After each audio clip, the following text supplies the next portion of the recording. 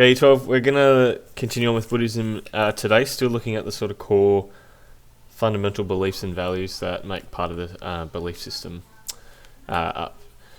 We're going to try and knock through 2 dot points today. First one here we have is important places, texts, and unique language and their significance.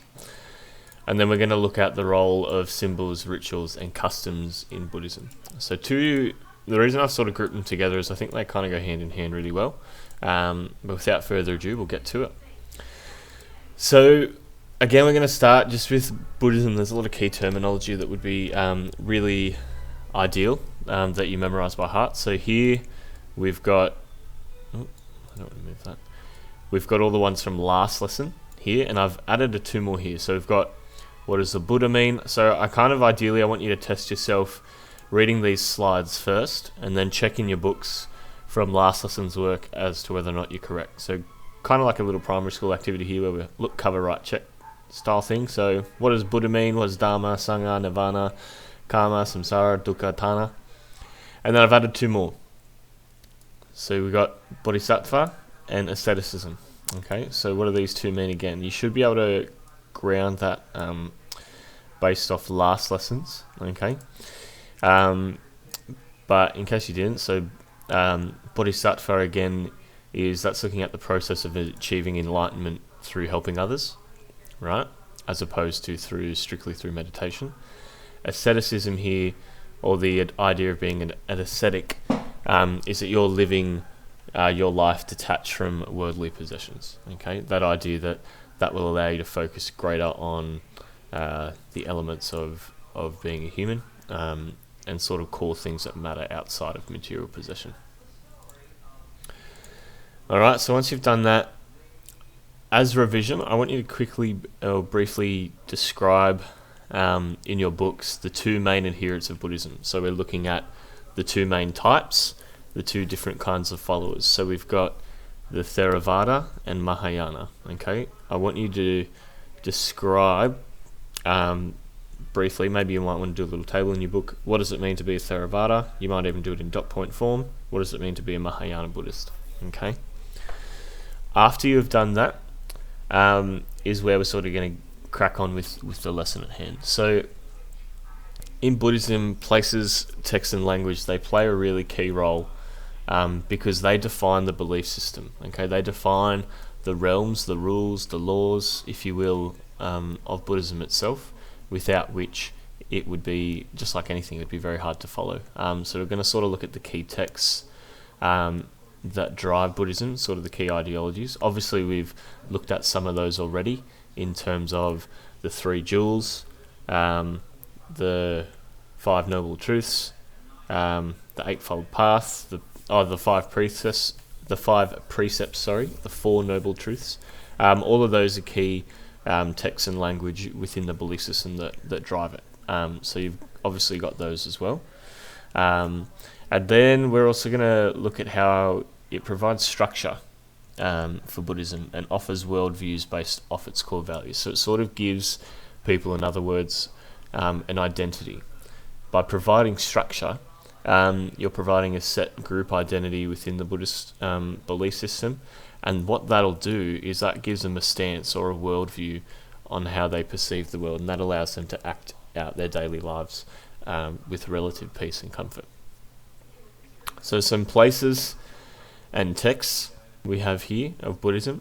So places, this is sort of, again, if we look at the concept of environment, we're relating that concept to the importance of Buddhism here. So I've broken it into a macro, meso, micro breakdown for you. So in the macro world, sort of the places of importance within Buddhism is obviously Lumbini or Nepal. That's the place where Buddha was born, and without Buddha, obviously there wouldn't be Buddhism. Okay, so that sort of place there is considered of great importance and worship because that's where it all started, him being born there. The next one is the Bodhi tree, which I've got an image of that in slide 6. So this is the tree they reckon Buddha sat under when he became enlightened, and then he and you can see a lot of shrines and stuff dedicated to him there in the background. But that's the sort of the Bodhi tree in India where he sat and meditated for those 49 days and came up with Buddhism. So that's considered a really important spiritual place for Buddhism. We've also got Srinath in India. So this is the place where Buddha delivered his first teaching, which was the Four Noble Truths that we looked at last lesson. Rule number 1, life is full of pain and suffering. So that's considered a very important spiritual place for Buddhism because he gave his sort of first sermon or teaching there. And then we've also got Kusinara, which is where he died. So that's considered to be a spiritual place. But I suppose the most important three are probably, well, the most important two would be these two. The Bodhi tree is probably number 1, and Srinath is probably quite key as well.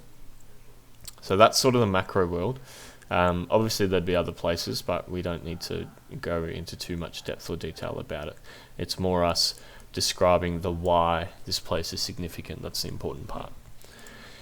In our meso world, we've got temples within the community that are important environmental setting for Buddhism. So for example, the Nantian Temple in Wollongong, that's also the largest, I might even write that in, it's the largest Buddhist temple in the southern hemisphere, right here in Australia, which is pretty cool. So hopefully we can still go to that. That'd be awesome. This photo here is actually a picture of inside one of the main temple that they have, which is quite cool. You sit or kneel on those benches and they sight. It's really cool. Hopefully we can still be able to go. That's a lot bigger in real life too, I might add. Like this, the 5 different Buddhas they have there are huge. So hopefully we can still go to that. So obviously temples in communities, wherever they are, would be really important places for worship. And then in your micro world, you may have seen this in friends' houses or at the shops or whatever, but a lot of people have shrines of Buddha in their home. They might have a fat Buddha that's bold and they rub their belly for good luck kind of thing. So in terms of the environment, that's important there as well. For texts, we have sort of 3 main things. So the idea or the importance of texts in general for Buddhism, so text again is written sort of words, is that it provides the sacred foundation for Buddhism. So similar to how you would say the Bible operates for the Christianity belief system, in Buddhism it's a similar thing where they have sacred texts which all their sort of teachings are based off, where they can go back and read and ensure that they're on the right path and following the belief system. So the most sacred text with Buddhism is called the Pali Canon, and that contains the core Dharma meaning teachings, right? And the Sangha teachings, which again is referring to the the 4 Noble Truths, the Eightfold Path, the 5 precepts. So the Pali Canon is sort of the Bible of Buddhism, if you will. It's the main text that people go to understand the fundamental core beliefs and understandings and teachings of Buddha. Another one is called Sutra. Now, Sutra itself means like guide or like thorough text, like a Wikipedia almost, if we were to have a modern day word for it. You've probably heard the word Kama Sutra before. We're not talking about the Kama Sutra, but the sutra part of that word is again meaning teachings or guide. So there are a lot of sutras in Buddhism, and basically these are discourse that's aimed at lay people. So that's the important distinction there. So while the Pali Canon anyone can read, but Buddhism sort of relies on monks and nuns to be able to translate those teachings. Whereas sutras, again being guides, they're designed for lay people, your average Joes like me and you. The reason that they're different is because they contain things like sermons. Sermons are stories which you can relate to your personal life. Parables are again stories that you generally take a moral out of. You may have heard of the Good Samaritan parable and things like that. in other belief systems. But parables are sort of designed for those. Think of like the old story grandma or grandpa would tell you, with a big moral, like don't steal or always be honest and tell the truth, those kind of things. And then you've got poetry and songs. So the idea is that Buddhist teachings are being relayed to everyday people in a way that they can make sense to it in their own lives. That's the main idea of sutras. So they're important texts as well. And then the last one is the Vinaya. So basically they're sort of a list of elaborate rules which outline how monks and nuns should live their life.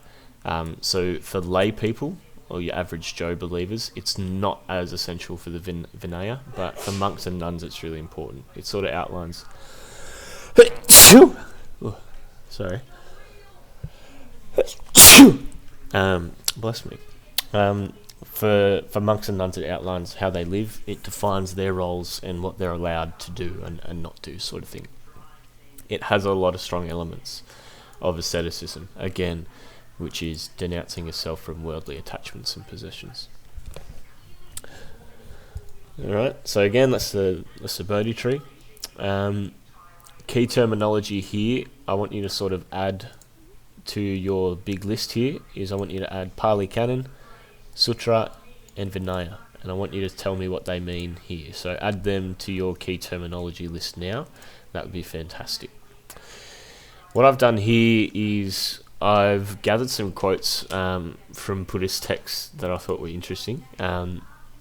You can read them sort of at your own leisure there. I just thought it might give you a better idea of some of the, these are some of the teachings that a lot of the Buddhist parables or sutras sort of offer.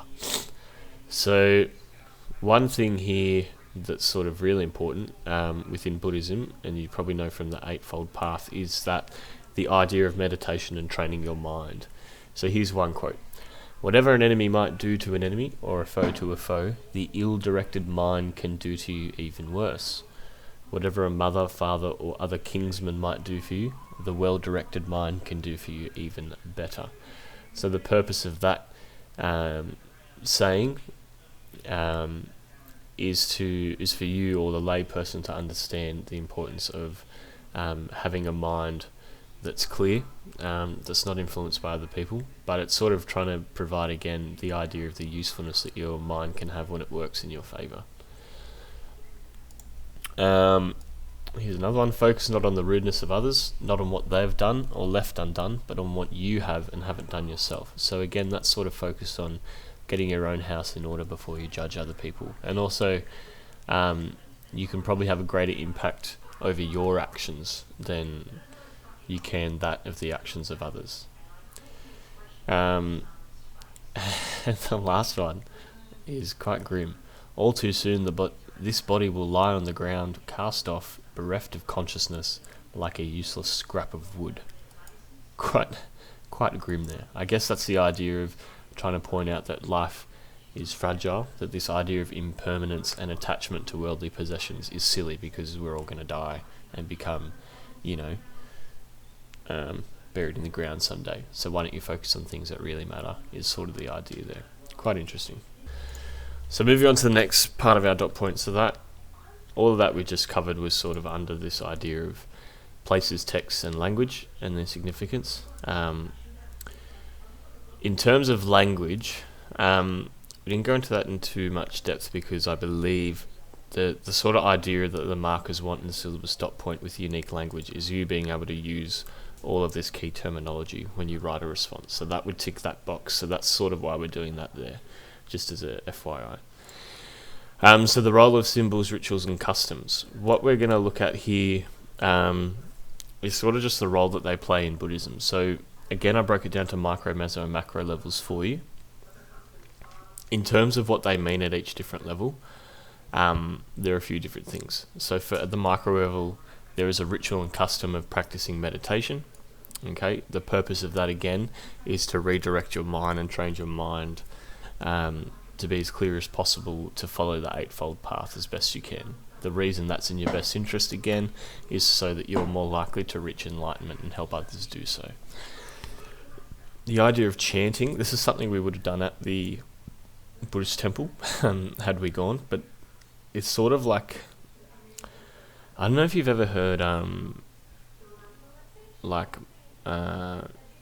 monks in cathedrals sort of singing, and it's really echoey and reverbs off, like in cathedral walls. It's very similar to that. It's almost like a really old style of singing that's quite harmonious. It's pretty nice. So basically what they chant are things like the noble precepts from Buddhism. They may chant some writings or texts or parables from sutras or the Pali Canon, and they can do that in their own time, in their own home. They also can do this at a meso level in temples as well. Calligraphy, so that's the practice of writing text, which is here. It's seen as like a form of meditation, almost. Tai Chi, I'm sure you're all familiar with Tai Chi, and Ti Chan. So that's a ceremony that we would have done had we gone to the temple. Hopefully we can still go, but again, it's just a form of meditation. It's a certain way of making tea and drinking tea, but the practice of it is to be really reflective and meditative. Again, the significance of all those rituals is to train your mind to be able to undertake the Eightfold Path.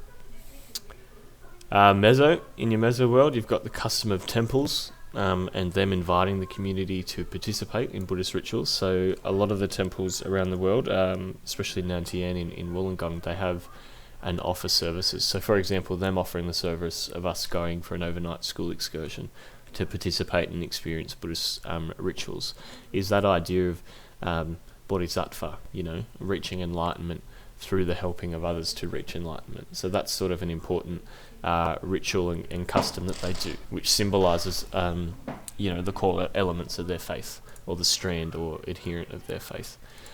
And then at the macro level, you've got rituals associated with customs of celebrating things like the Lunar New Year, which we have there. So that can, essentially the importance of that is it sets the tone for the beliefs for the next sort of cycle. A lot of these other things can happen at a macro level as well. Like, for example, you may get the Dalai Lama. He might do a worldwide streaming of chanting or something like that. So again, depending on the level you can do it at, that's sort of, again, the role of symbols, rituals and customs. That's some examples anyway. The role, again, is to sort of help you get on the Eightfold Path to reach enlightenment, because that's the core goal. There is a very specific Buddhist ritual I want you guys to research as well. It's called going for refuge. It's more done in the traditional Buddhist path of Theravada. So I want you to research that. Once you have done that, answer these 3 questions in your books based off that. And then lastly, there is a sheet here which just has a bit more information on the types of symbols in Buddhism, which I've got here. So you may want to print this out and glue it into your book. Or you can just write this out. So there's a lot of symbols in Buddhism which mean certain things, and that's important. Like, say for example, the cross in Christianity is important. It's sort of like a similar vein here within Buddhism, that a lot of these symbols represent different things. So the wheel of Dharma, for example, has 8 points, and that is symbolic in reference of the Eightfold Path. Okay, and the idea of it being a wheel, almost looking like a, I can't remember the word. They used to use them to steer the ships, like in the pirate days sort of thing. The idea is that that's going to steer you on the right path throughout your entire life. The idea that it's a wheel also is circular. It has no edges or ends. So the idea of rebirth and reincarnation of that wheel as well. It keeps going forward. So you've got that kind of symbolic imagery here. Again, with mandalas, they make for cool rugs. But again, the idea in the symbolic is that eternal harmony. You've got so much going on and so much intricate detail in all these mandalas, but they all complement each other really well and harmoniously. So that idea, again, it looks similar to that wheel, doesn't it? And then lotus, that's meant to symbolize purity and enlightenment, similar to a lotus flower. Once you reach enlightenment, your life's going to blossom and bloom, that sort of idea. So that's it for this lesson. I'll see you in the next one. Thanks.